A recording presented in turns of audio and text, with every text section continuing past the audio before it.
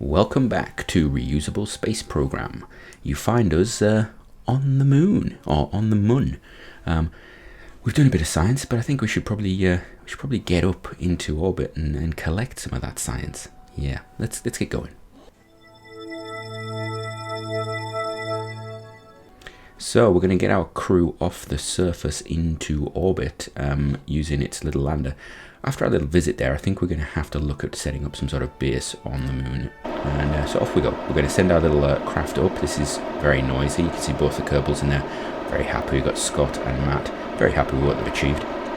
And this is just going to burn up into a similar orbit to our orbiter, our command craft that's got Nalcott up there at the moment. And it's going to just do a standard orbital rendezvous. So we try and pull ourselves. I was considering going into direct rendezvous, but yeah, the orbit we actually got our command pod in is actually quite low, so it actually becomes a little bit more difficult doing that. Well, we could do it, and you can see here I'm actually sort of scaling it up, and so what we've done is we've actually got a semi-rendezvous there. We're near enough there, and so we can, instead of going to a proper Hoffman transfer, we're actually just going to try and align roughly from where we are. You see, we're just zeroing out our velocity to target, and then we're just going to burn towards it and get closer. So it's sort of an immediate rendezvous, but it's not brilliant actually. We could do better. You can see where we're coming in. If I'd have actually timed things perfectly, we could have got a really nice rendezvous on this, but yeah, possibly next time. So the craft's just coming in. Remember, this is all automated. It's all using a very poor signal from Kerbal and from other craft, and I think we're going to have to fix that because yeah, this is if we're going to do a lot on the moon, we're going to have to do a lot of, I believe, probably automated stuff, because we don't have the Kerbals to really provide crew for a vast sort of mission that we would need to colonize or at least build a base down there. So we're going to have to look into that. Anyway, we come in and we're basically rendezvousing, and part of the rendezvous process actually puts us on effectively a suborbital little jaunt that we then pull back out of. Nalcott's obviously got her craft positioned in the normal anti-normal position just to help us out. So we're just going to repulse a little bit away there, zero out our speed, and then, well, are we going to get lazy? What sort of docking do you think we should do here? Should we do a really sensible? Yeah, we're going to do a sensible docking. We're not going to do that really bad one where we just point them at each other and fire our rockets until we hit. So we just basically line up normal, and then we're using the fact this craft's really well balanced on its RCS even after using up a lot of fuel. One of the things I did when designing this was actually put the RCS tanks, if you look there, in the middle of the fuel tanks. Not practical really, but it keeps balance really nicely. So there we are. So we're not sending this entire thing back though. We're going to transfer Matt over with some science, and Scott is actually going to stay in orbit. He's going to do a little observation of the moon and he's going to check it out. Just be our little eyes on the ground, or in the space, eyes in space for now, because we're going to come back. We're definitely going to come back to the moon. I think long-term Minmus and its landing would make it very nice for a little base construction, but I think for a fuel depot and fuel recovery and getting ore and stuff, I think Mun is going to be our primary sort of aim for that. It's a little more difficult to land on. The ground is a little less stable, shall we say, so we're going to have to find a suitable location. We're going to have to do some work to identify where we're going to go and where we're going to mine. We also have to develop some sort of system to do that, so hopefully the science from this will actually give us enough to start getting some of the drills and things like that we can use for ore recovery. So what we're doing is we're just moving fuel around now and just sorting things out. We're going to decouple. We've got Nalcott, and we're actually going to leave Scott in orbit, as I said, and this is going to act as the start of a little sort of station there on his own. Luckily he's got a bit of excess space now. He's only got one person in the pod, and so our little sort of transport vehicle, I don't know if we ever named it. We named it like the N1B or something. I really need to come up with a name, so if anyone's got a name for it, that'd be really useful. This thing is just going to basically go back to Kerbin, and we're going to use all that fuel up. So we've got a lot of delta V on this thing still. It's a really nice craft to actually carry small payloads out to the moon and to Minmus, and then come back as well. It's got a nice balance of delta V. So we're going to burn to try and bring our orbit down back to Kerbin, and we end up with a really interesting orbit actually. So if you actually look, there we go, you can see we're flickering. So if we complete one orbit, we're going to come back to the moon, which I think is a really cool thing. It's there was a proposition, and I think it was by one of the Apollo astronauts actually may have been involved in it. And the idea was something called a lunar cycle. You actually put a craft that went on a cycle around the Earth and the Moon, and basically you dock things to it, it transported them across, and vice versa. And the idea was that you didn't have to speed up and slow down a vast mass all the time. You just took a little pod that was just transporting them for a short period of time, dock with this craft, and then they'd have a nice sort of luxurious travel to and from the Moon. We didn't do that here. So anyway, we've come into Kerbin orbit, and we pulled it down, and it's just going to basically sit there now, and we're going to have to get some of the crew down. Now, remind you, Matt is this is his first trip, so he's going to go back down to Kerbin because he's got a lot of science with him as well, and we're going to take that down. But Nalcott's now been in space for quite some time. We're looking at sort of 90 days, almost 100 days in space for Nalcott, so she has definitely broken any records that we previously had. So they're in orbit, they're in a nice stable sort of equatorial orbit. It should be easy to rendezvous with, so we should probably look about getting that science back. Yeah, let's do that. Right, so we're going to just launch up one of our automated craft, which is nice. We've done this multiple times already, and you can see this going up. I'm probably going to cut out some of these in future because, you know, they get a bit tedious. This one we ended up having to burn downwards because we burned so much so quickly so early. We're still using these X4 craft for this because they're actually really good for it. We do have improved tech that would allow us to probably do it better, but at the moment they fulfill a role, so we're just going to keep doing it. I may look at getting a single stage to orbit craft or something like that built up. We're still trying to develop some of the plane tech for it. So anyway, we pop ourselves into an orbit that is slightly higher, and then we just move about doing our little Hoffman transfer.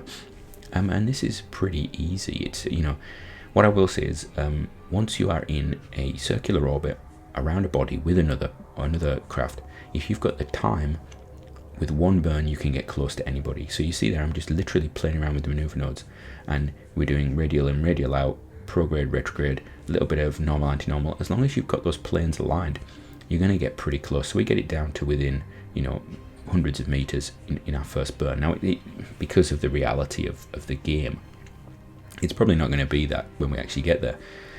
You tend to find that because your burn is not instantaneous, which is what the calculations are based on, because the burn is not instantaneous, you don't get that sort of perfect moment. But we can get awfully close. So there we go. We've done our little plane changing, equalizing our speed burn. We just equalize now, evening out, and there we go.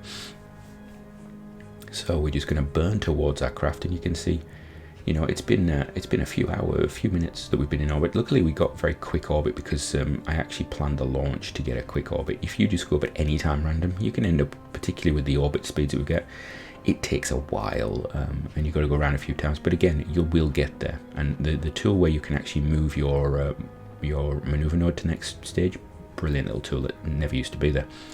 So we're going to get Matt out. He's going to grab all the science. He's going to float around. He's realised he's got to float right around the front of the craft. He's a little scared doing that, I'll be honest, because he's an engineer, not a pilot, not a spaceman really. And we take any excess fuel, give it to our transport craft, because, you know, it saves us having to transport extra fuel up. Use a little bit of RCS to pull us down, and off we go. And it's just going to be a nice, easy return for Matt. He's going to go through the atmosphere, burn his engines a little bit. We've given him a little bit of fuel on board just to do that, and then we'll just unlock the liquid fuel. We're going to keep the oxidizer in the bottom tank because we didn't have any oxidizer on the nuclear engine craft. We can actually use it as ballast on this one and still burn our engines, which is quite nice actually. It's a nice little bonus that I hadn't realised before when we've done rendezvous like this, and I think I'm going to have to keep in mind that actually we can use the liquid fuel as a bit of ballast.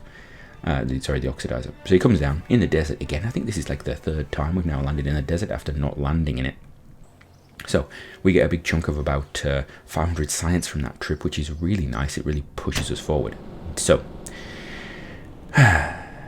we need Nalcott to have something a bit bigger in space. We could bring her back down to Kerbin, but that's just a waste of energy and fuel. So what we're actually going to do is we're going to send up a little habitation module for her. And this is going to be Orb 1, and this is in our X5, but you can see we've now made it wider. This is our wide boy variant. It's actually the X5 E or D or something like that.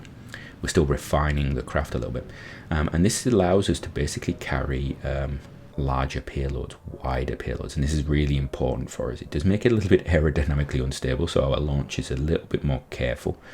But here you go.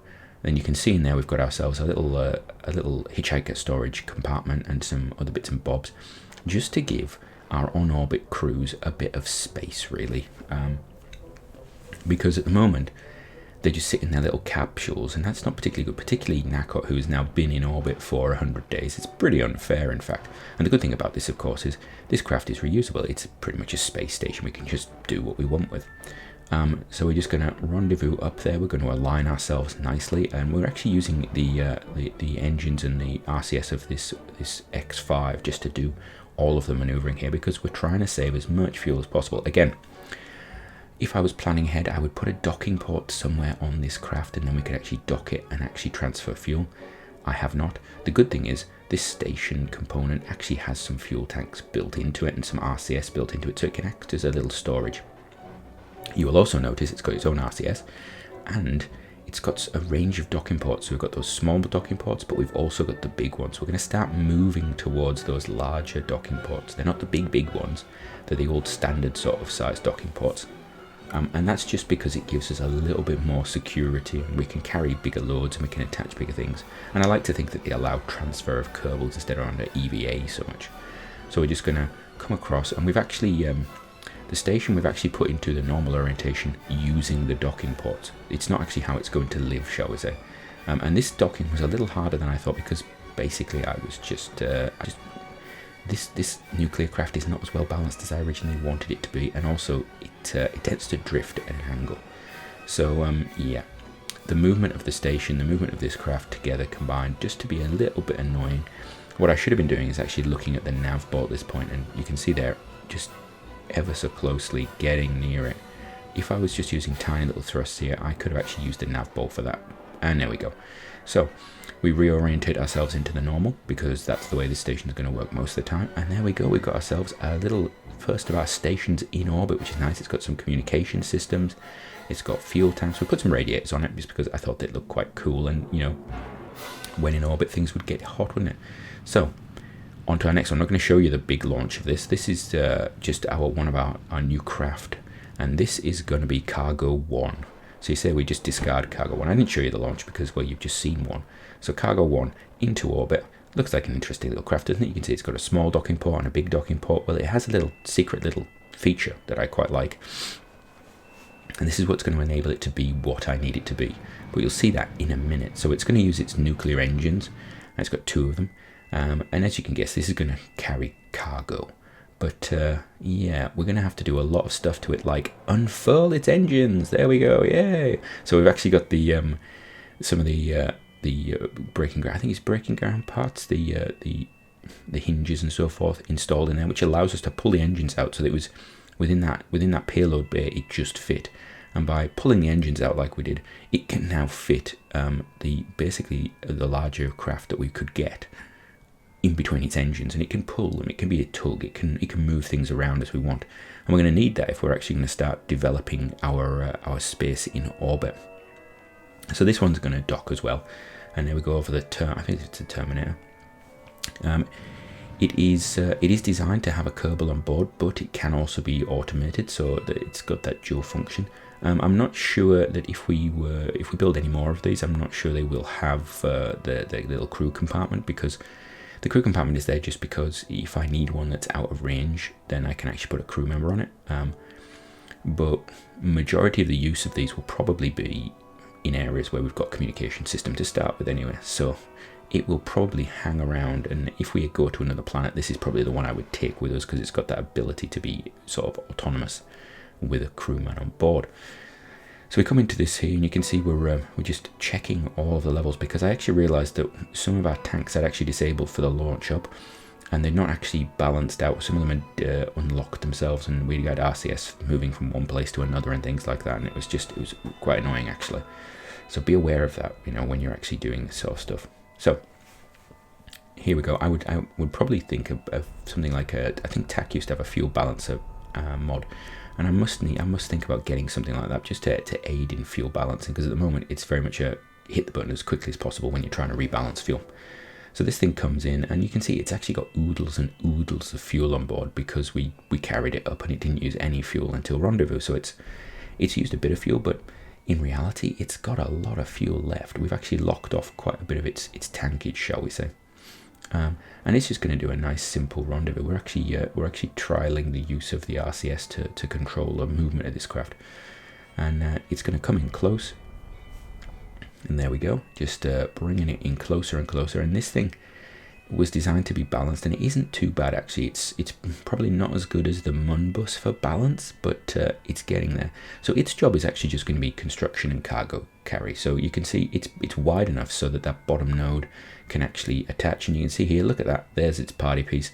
It flips its engines round so that it can actually act to carry small or large docking ported payload items, and it's going to come in and dock with its engines in the position so that its docking port is most able to access it. But we're also going to check its orientation, so those engines, if we swing them around, are not going to get in the way of the Nalcott's craft at the moment.